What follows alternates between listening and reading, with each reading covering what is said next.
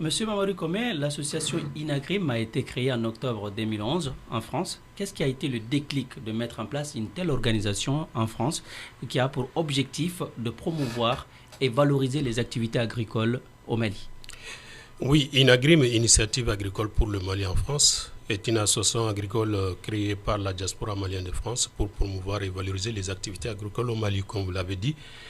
L'objectif principal de l'association est de contribuer à la lutte contre la pauvreté et l'insécurité alimentaire par l'implication et l'investissement de la diaspora dans le secteur agro-silvopastoral du Mali. Comme vous le savez, il y a une grande communauté malienne ici et le constat est que ces migrants sont majoritairement issus des milieux ruraux.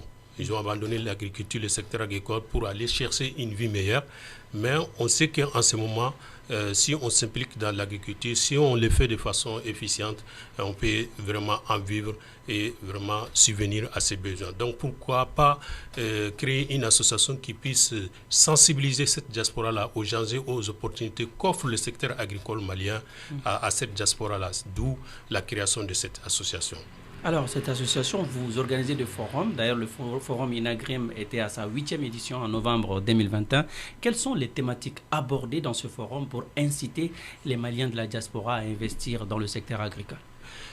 Le forum, on l'a initié depuis 2013. La première édition a eu lieu en 2013.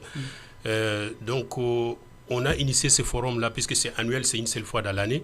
On l'a initié vraiment, c'est pour que les Maliens puissent prendre connaissance de ce qui est le secteur agricole au Mali, de toutes les opportunités qu'il y a au niveau du secteur agricole au Mali. Et nous, on organise ce forum-là aussi, c'est pour aussi créer une tribune, une sorte d'espace d'échange sur le secteur agricole, puisqu'on invite chaque année les autorités maliennes. Le forum est toujours parrainé par le ministère de l'Agriculture du Mali, le ministère des Maliens de l'extérieur et l'ambassade du Mali. Donc les autorités maliennes viennent pour parler avec la diaspora sur tout ce qui concerne le secteur agricole, puisqu'on a senti aussi que cette diaspora-là s'intéresse de plus en plus à ces secteurs-là. Donc il faut aussi leur fournir les informations qu'il y a. Quelles sont les filières porteuses? La plupart des thématiques qui sont débattues lors de ces forums-là, ça tourne autour des filières porteuses au Mali, comment s'investir dans le secteur agricole, comment se faire accompagner, comment se former. Donc, toutes les informations qui attirent au secteur agricole du Mali, qui mieux que les autorités maliennes peuvent vraiment apporter des informations fiables à la diaspora. C'est la raison pour laquelle on a associé ces autorités-là.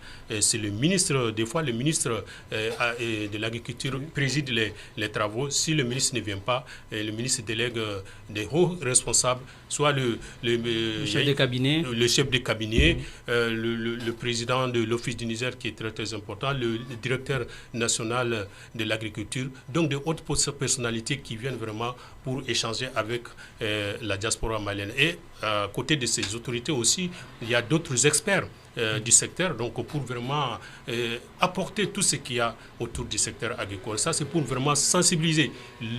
L'objectif principal de ce forum, c'est vraiment de sensibiliser cette diaspora-là, cette voyante diaspora-là qui apporte beaucoup à l'économie malienne pour qu'elle s'oriente de plus en plus vers le secteur agricole. Puisqu'on a senti que, comme vous le savez, tout le monde le sait, et c'est reconnu partout que l'aide au développement de la diaspora est supérieure à l'aide au développement que les Occidentaux offrent aux Maliens. Donc il faut vraiment orienter, puisque la plupart des cas, on a senti que cette diaspora-là qui apporte une manne financière colossale à la diaspora, mais 80% de cette manne financière colossale-là, je vais donner l'exemple, ça a été estimé à plus de 600 milliards de francs CFA en 2021.